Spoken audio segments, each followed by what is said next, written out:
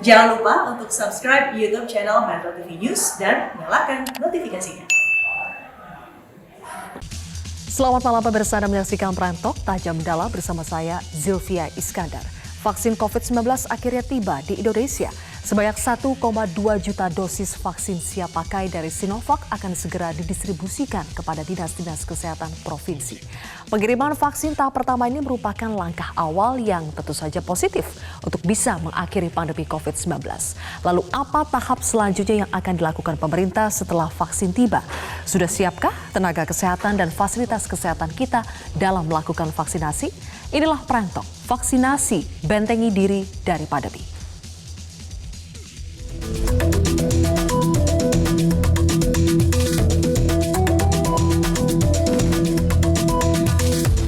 Pemerintah Indonesia menjadikan vaksinasi menjadi bagian dari strategi penanggulangan pandemi COVID-19.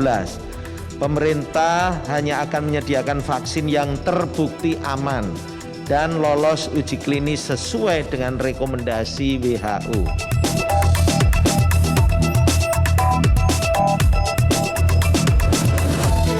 Pelaksanaan vaksinasi akan semakin membangun rasa aman dan kepercayaan diri kita sebagai bangsa dalam melakukan berbagai aktivitas sosial ekonomi kita untuk mendukung ketahanan kesehatan, mendorong produktivitas, serta untuk menjaga dan meningkatkan pertumbuhan ekonomi nasional.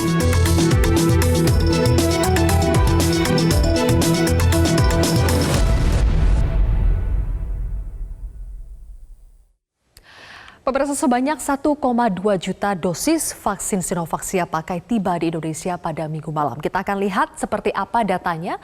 Pengiriman 1,2 juta vaksin ini merupakan pengiriman tahap pertama di bulan ini. Pada awal tahun 2021 nanti di bulan Januari, pemerintah akan kembali mendatangkan 1,8 juta dosis vaksin lainnya yang juga dalam bentuk siap pakai. Sementara itu, vaksin dalam bentuk bahan baku curah akan didatangkan sebanyak 45 juta dosis yang nantinya perlu diproduksi lebih lanjut oleh PT Bio Farma. 15 juta dosis akan datang pada bulan Desember 2020 ini, sementara 30 juta dosis lainnya direncanakan akan datang di awal tahun 2021. Sehingga kalau di total untuk vaksin siap pakai ada 3 juta dosis vaksin, kemudian untuk yang berbentuk bahan baku ada jumlahnya yaitu 45 juta dosis.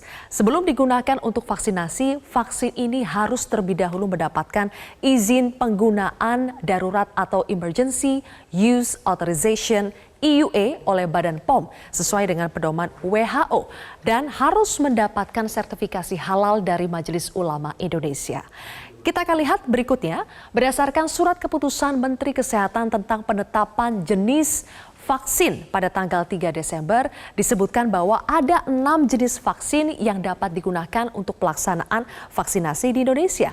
Yang pertama adalah Sinovac Biotech yang sudah tiba di Indonesia, kemudian ada Sinopharm, kemudian Moderna, ada lagi Pfizer, BioNTech, AstraZeneca, dan juga nantinya Bio Farma akan bertindak sebagai perusahaan yang mengolah bahan baku vaksin dari Sinovac sehingga menjadi vaksin siap pakai.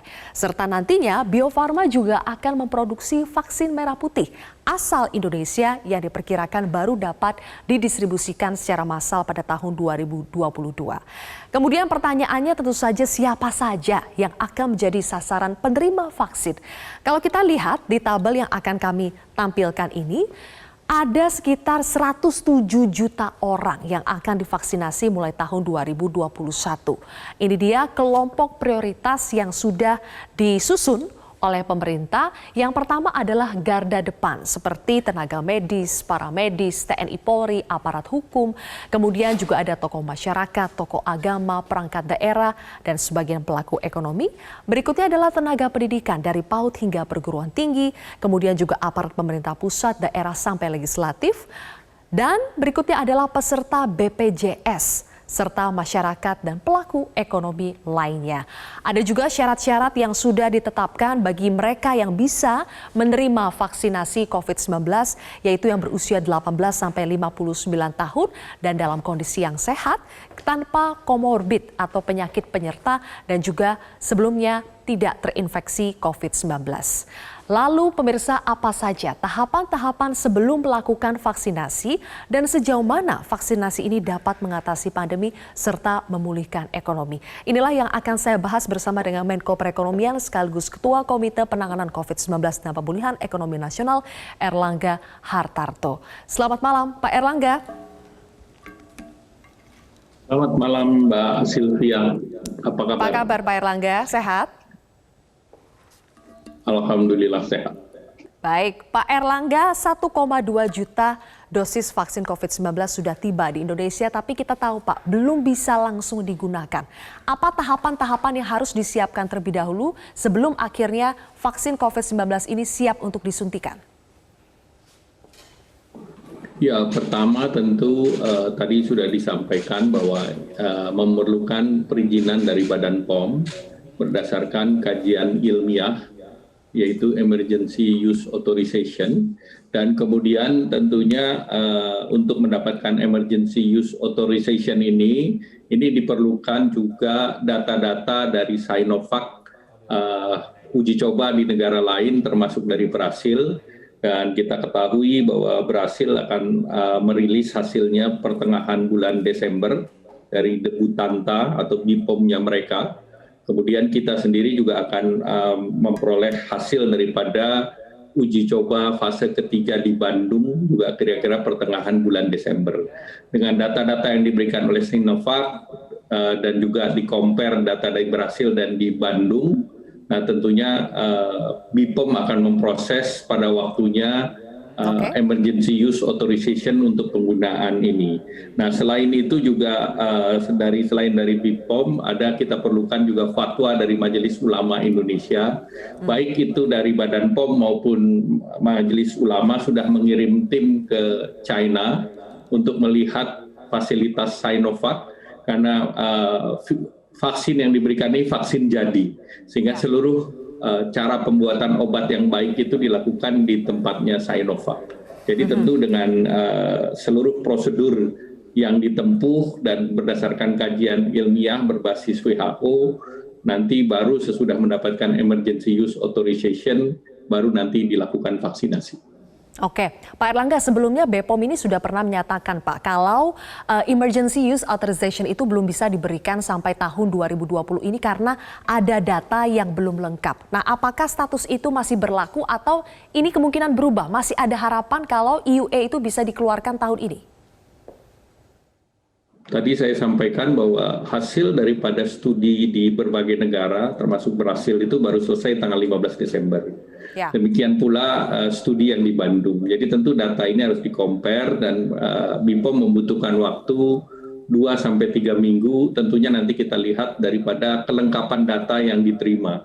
Sehingga tentunya dengan data yang lengkap, dengan berdasarkan kajian ilmiah, baru BPOM nanti akan membuat keputusan, tetapi secara paralel kita juga membutuhkan sertifikasi halal dari MUI. Jadi apabila kedua sertifikasi tersebut didapatkan, baru kita bisa melakukan vaksinasi ke masyarakat. Baik, Pak Erlangga, kalau dihitung-hitung menunggu EUA dari BPOM, kemudian menunggu sertifikasi halal dari LPPOM MUI, ini berarti apakah akan keluar di bulan Januari, Pak? Sudah adakah kata finalnya kapan ini vaksinasi sudah mulai bisa dilaksanakan? Harapannya tentu kita berharap bulan Januari sudah bisa. Tentu kita melihat kelengkapan data yang masuk, karena kita tidak bisa berbasis kepada asumsi, karena ini semuanya harus sesuatu yang ilmiah dan pasti. Ilmiah dan pasti itu menunggu data. Jadi data itu baik dari Sinovac, dari Brasil, maupun dari Bandung. Baik, oke. Pak, untuk 1,2 juta vaksin ini kan baru tahap pertama. Dan dalam rangkaian tahap pertama itu katanya akan datang lagi 1,8 juta vaksin di bulan Januari tahun depan. Apakah kita akan menunggu dulu 3 juta yang tahap pertama ini baru nantinya akan didistribusikan? Atau yang 1,2 juta ini akan jalan dulu, Pak? Pertama kita akan jalan dulu dengan 1,2 juta, kemudian secara paralel kan kita akan mendapatkan 15 juta dalam bentuk bahan baku, di mana 15 juta bahan baku itu akan diproduksi di Bio Farma. Nah tentu yang dari 15 juta ini kapasitas produksi Bio Farma itu 1 juta per hari. Jadi tentu kita berharap ada tambahan dari 1,2 di bulan Januari nanti, ditambah lagi nanti ada 1,8 juta vaksin jadi di bulan Januari. Sehingga kita punya cukup ruang untuk melakukan vaksinasi tahap awal di bulan Januari atau Februari nanti. Oke, yang tahap awal itu berarti 1,2 juta dulu ya Pak, sambil menunggu yang 1,8 dan yang 15 juta 1,2 juta dulu. Ya. bahan baku produksi. Oke, siapa saja Pak penerima 1,2 juta vaksin yang tahap awal ini? Apakah sudah ada listnya sampai by name, by address Pak? Jadi pemerintah melalui Kementerian Kesehatan sudah menyiapkan data-data penerima by name, by address. Tentu yang pertama adalah di garda terdepan. Garda terdepan itu adalah dari pelayanan kesehatan, terdiri dari dokter dan perawat, kemudian aparat penegak hukum, kemudian juga yang penegak di lapangan, yaitu mungkin Satpol PP dan yang lain. Itu semuanya itu dasarnya berbasis data daripada BPJS Kesehatan. Oke, dokter yang mana Pak? Perawat yang di mana? Apakah juga nanti akan ada list daerah mana dulu nih yang akan mendapatkan prioritas 1,2 juta vaksin? Ya, pertama tentu di daerah-daerah yang terdampak besar. Nah, kita bisa lihat daerah-daerah utama, apakah itu di Jawa, kemudian di 11 daerah yang lain. Baik, itu ya daerah yang terdampak besar. Lalu Pak, bagaimana kesiapan tenaga kesehatan kita dan juga fasilitas kesehatan kita untuk melakukan vaksinasi ini? Apakah nanti targetnya setiap fasilitas kesehatan, mau itu puskesmas di daerah kecil sekalipun, harus mampu bisa melakukan vaksinasi? Kementerian Kesehatan sudah melakukan persiapan termasuk pada puskesmas-puskesmas dan kemarin sudah ditinjau oleh Bapak Presiden antara lain di Bogor, Depok, Bekasi dan Bali yang sudah dilakukan uji coba. Nah tentu nanti uji coba itu akan direplikasi di berbagai daerah lain. Dan yang utama tentu dari sistem distribusi nanti dari Bio Farma akan memberikan distribusi ke masing-masing provinsi, kemudian dari provinsi itu akan didistribusikan ke tingkat kabupaten kota oleh dinas kesehatan di daerah masing-masing. Oke, jadi yang paling bertanggung jawab untuk melakukan distribusi adalah Bio Farma ya Pak, dari tempat penyimpanan Bio Farma sampai ke provinsi, kemudian dari provinsi ke puskesmas itu oleh dinas kesehatan di kabupaten kota itu dari dinas kesehatan provinsi. Oke, baik. Pak Erlangga, berikutnya kita akan membahas pertanyaan yang banyak muncul, Pak.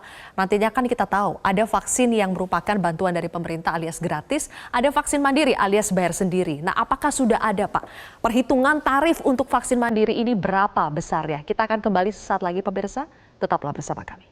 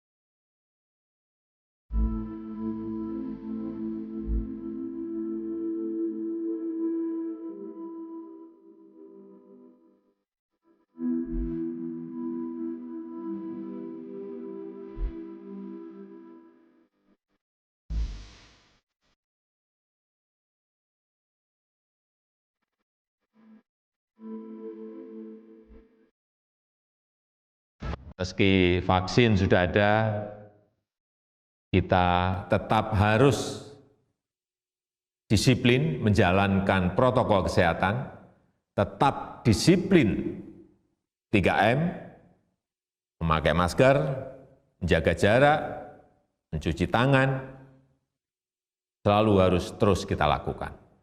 Saya akan kembali berbincang bersama dengan Menko Perekonomian sekaligus Ketua Komite Penanganan COVID-19 dan Pemulihan Ekonomi Nasional, Bapak Erlangga Hartarto.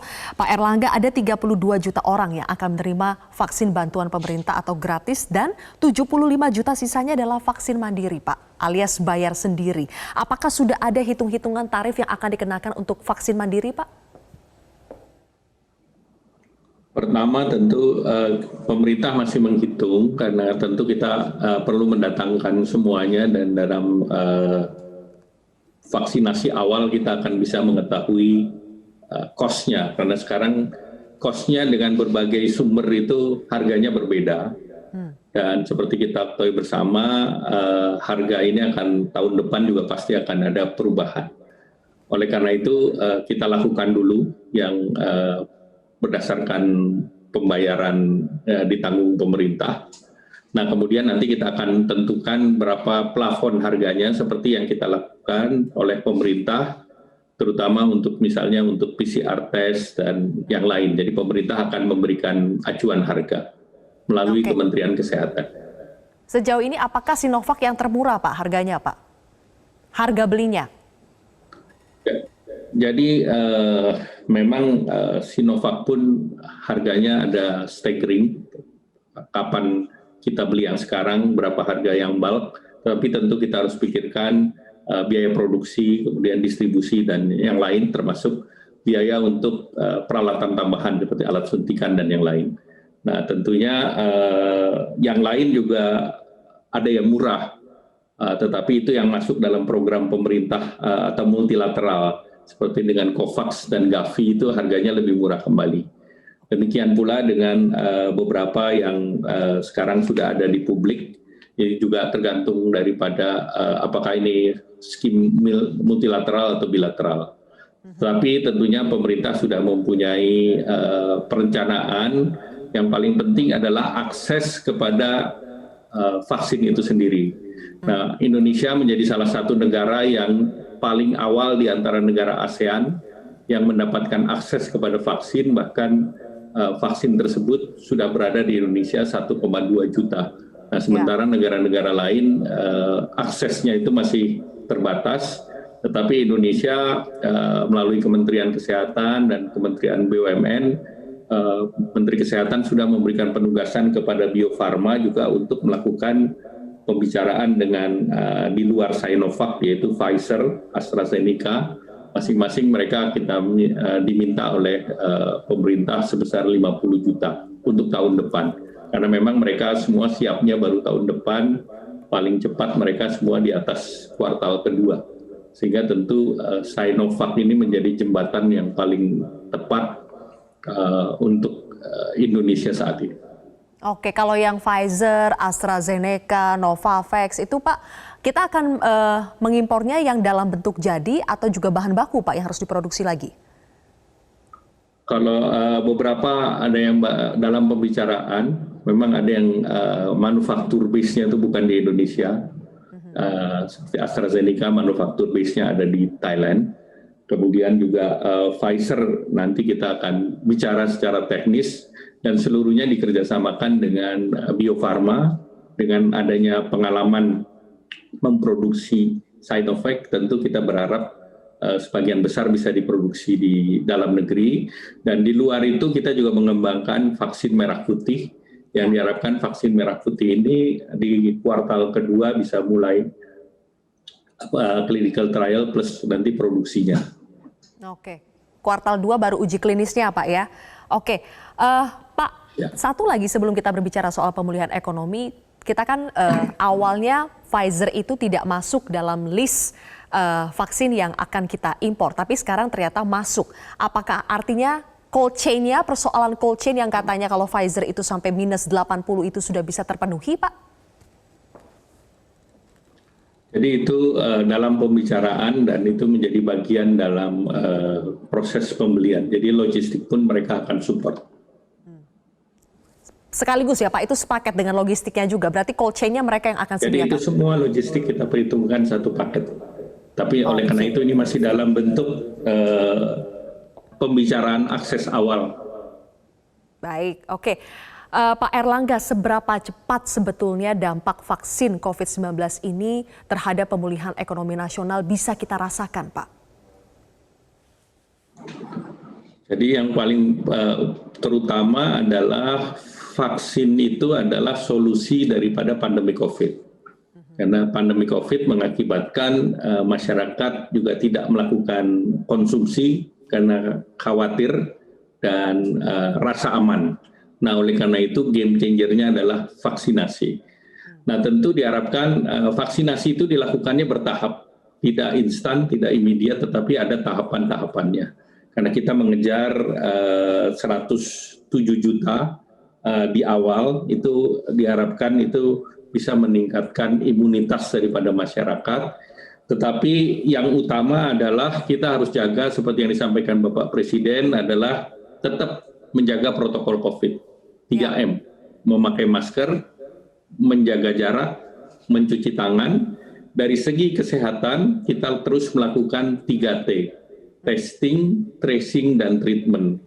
Dan itu terbukti dari kebijakan tersebut, pemerintah sudah berhasil mendorong agar pemulihan kita dari segi kesehatan itu rate-nya lebih tinggi dari global, yaitu 82,46%. Nah, tinggal nanti dari treatment tersebut kita harus menekan tingkat fatality rate yang sekarang sekitar 3,08%. Jadi semua kegiatan itu dilakukan secara bersama dan secara paralel. Dengan adanya vaksin tentu confident levelnya tinggi, kita berharap masyarakat mulai berkonsumsi. Dan kalau kita lihat sekarang Purchase Manager Index itu sudah di atas 50,6. Jadi sudah ada confident di market untuk start produksi lagi, dan berbagai negara juga sudah mengalami perbaikan. Apalagi kita lihat dari kuartal kedua ke kuartal ketiga, quarter to quarter kita tumbuh 5,05. Kalau ini kita bisa teruskan, maka kita optimis di tahun 2021 pertumbuhan kita bisa 4,5 sampai 5,5%. 4,5 sampai 5,5%. Oke, vaksinasi ini menumbuhkan optimisme, menumbuhkan confident, tapi ingat sekali lagi penerapan protokol kesehatan tetap harus dijalankan dengan disiplin. Terima kasih Bapak Erlangga Hartarto, Ketua Komite Penanganan COVID-19 dan Pemulihan Ekonomi Nasional telah bergabung bersama kami di Prime Talk.